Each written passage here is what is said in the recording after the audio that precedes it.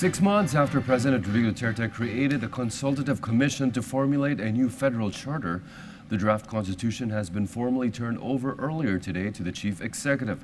The proposed federal system shall establish 18 federated regions, including the Bangsamoro and the Federation region of the Cordillera, recognizing the uniqueness of each one while ensuring their viability and sustainability. The proposal will be turned over to the two chambers of Congress, which are set to convene into a constituent assembly. The details from senior correspondent Rocky Ignacio.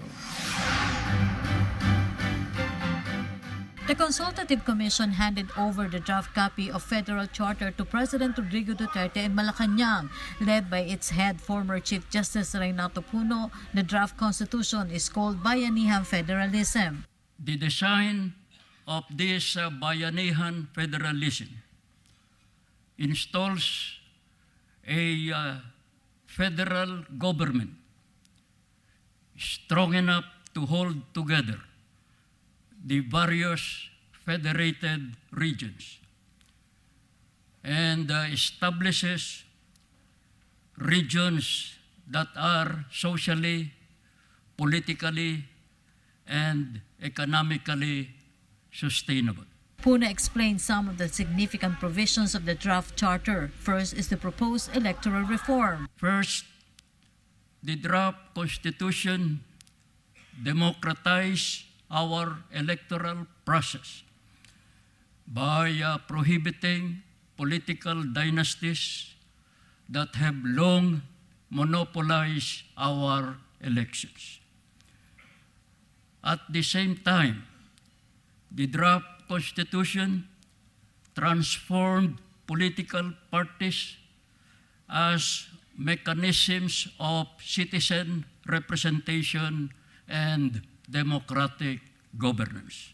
The Consultative Commission studied the proposed federal constitution for 140 days. One of the provisions is the enhancement of government institutions. Mr. President, the draft constitution strengthened the institutions of government to fight graft and corruption.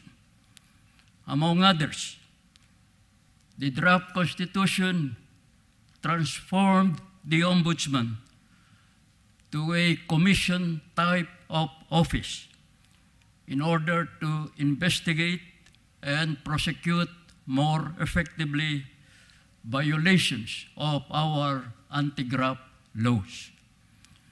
The draft constitution also gave the Commission on Audit the power to conduct pre-audit and performance audit to ensure that the people's money is spent strictly in accordance with law.